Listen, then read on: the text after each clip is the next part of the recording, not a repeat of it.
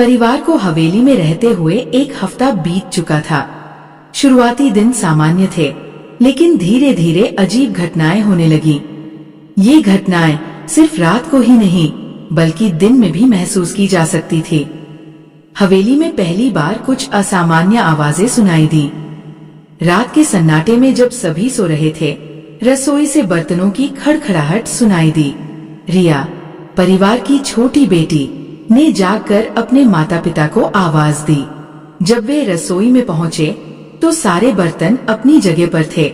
शायद चूहे होंगे, पिता ने कहा, लेकिन उनकी आवाज में आत्मविश्वास की कमी थी।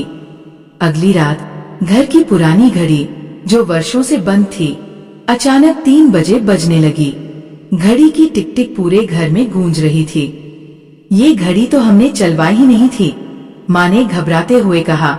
तीसरी रात रिया ने एक अजीब गाने की धुन सुनी।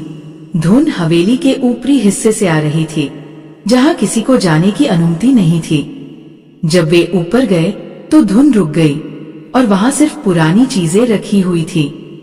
हवेली के बड़े हॉल में एक विशाल झूमर टंगा था। रिया ने झूमर के नीचे खेलते हुए देखा कि दीवार पर उसकी परछाई के साथ एक और परछाई दिखाई दे रही थी, जबकि वहाँ और कोई नहीं था। मम्मी, देखो वो कौन है? रिया ने डरते हुए कहा। माँ ने देखा, लेकिन जैसे ही उन्होंने ध्यान दिया, परछाई गायब हो गई। देर रात राकेश, पिता, ने खिड़की के पास किसी को खड़ा देखा।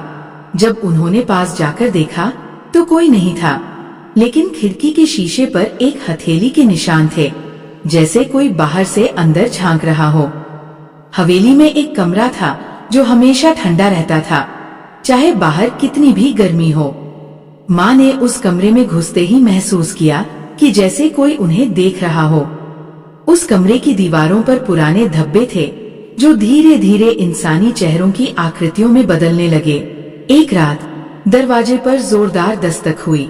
जब राकेश ने दरवाजा खोला तो बाहर कोई नहीं था। उन्होंने सोचा कि शायद ये उनका भ्रम होगा, लेकिन दस्तक हर घंटे होती रही। हवेली में एक पुराना मंदिर था। मंदिर के घंटे अपने आप बजने लगे। जब परिवार वहां पहुंचा तो उन्होंने देखा कि मूर्तियों की आंखों से लाल रोशनी निकल रही थी। हवेली के अटारी अंधेरे कमरे में रिया को एक पुरानी किताब मिली। किताब में हवेली के पिछले मालिकों की कहानियां लिखी थी। हर पन्ने पर डरावनी घटनाओं का जिक्र था। ये सब हमारे साथ क्यों हो रहा है? माँ ने रोते हुए पूछा।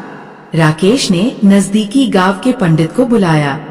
पंडित ने हवेली में घूमकर कहा, यहाँ एक आत्मा बंधी हुई है, वह इंसाफ चाहती है। हवेली के पुराने बेसमेंट में एक तिजोरी मिली, जिसमें खून से सने कागज और कुछ गहने थे।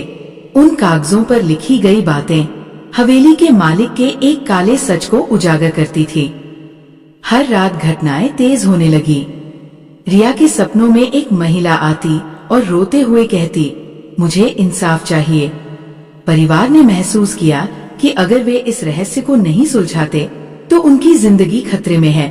पंडित के निर्देश पर परिवार ने तिजोरी से मिले खून से सने कागजों को ध्यान से पढ़ा। उन कागजों पर लिखा था, यह हवेली कभी राजा हरिदेव सिंह की थी।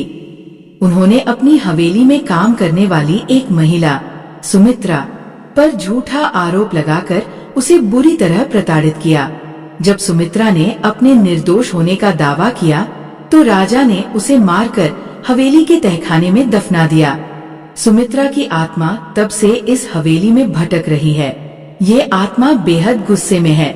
इसे तब तक शांति नहीं मिलेगी जब तक इसे इंसाफ नहीं मिलता, लेकिन इसका सामना करना खतरनाक हो सकता है। रात में तहखाने से सुमित्रा की चीखें सुनाई देने लगी। परिवार के हर सदस्य ने महसूस किया कि जैसे कोई अदृश्य शक्ति उन्हें अपनी ओर खींचने की कोशिश कर रही हो। एक दिन रिया ने महसूस किया कि कोई उसके कंधे पर हाथ रख रहा है। वह बुरी तरह डर गई। रिया ने सपने में देखा कि सुमित्रा उसे कह रही है, मुझे इंसाफ दिलाओ, वरना तुम्हारे परिवार को इस हवेली से बाहर निकलने नहीं दूंगी।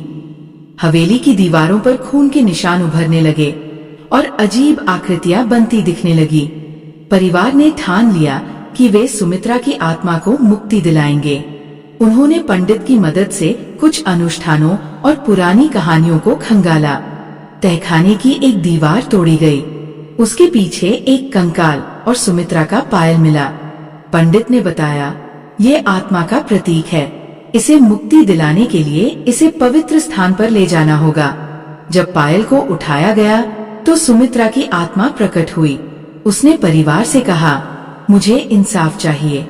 राजा हरिदेव सिंह के वंशजों को मेरी सच्चाई बताओ। परिवार ने राजा हरिदेव सिंह के वंशजों का पता लगाया। उन्होंने स्थानीय अधिकारियों और इतिहासकारों से संपर्क कर सुमित्रा की कहानी को सबके सामने लाया। मीडिया और गांव वालों ने इस घटना को गंभीरता से लिया। राजा के वंशजों ने अपनी गलती स्वीकार करते हुए सुमित्रा की याद में एक स्मारक बनवाने का वादा किया। पंडित के निर्देश पर सुमित्रा के कंकाल का अंतिम संस्कार पवित्र नदी के किनारे किया गया। सुमित्रा की आत्मा ने परिवार को धन्यवाद दिया और कहा, अब मैं शांति में हूँ। हवेली में सभी अजीब घटनाएं रुक गई। परिवार ने वहाँ रहना जारी रखा और इसे एक ऐतिहासिक स्थल के रूप में विकसित किया।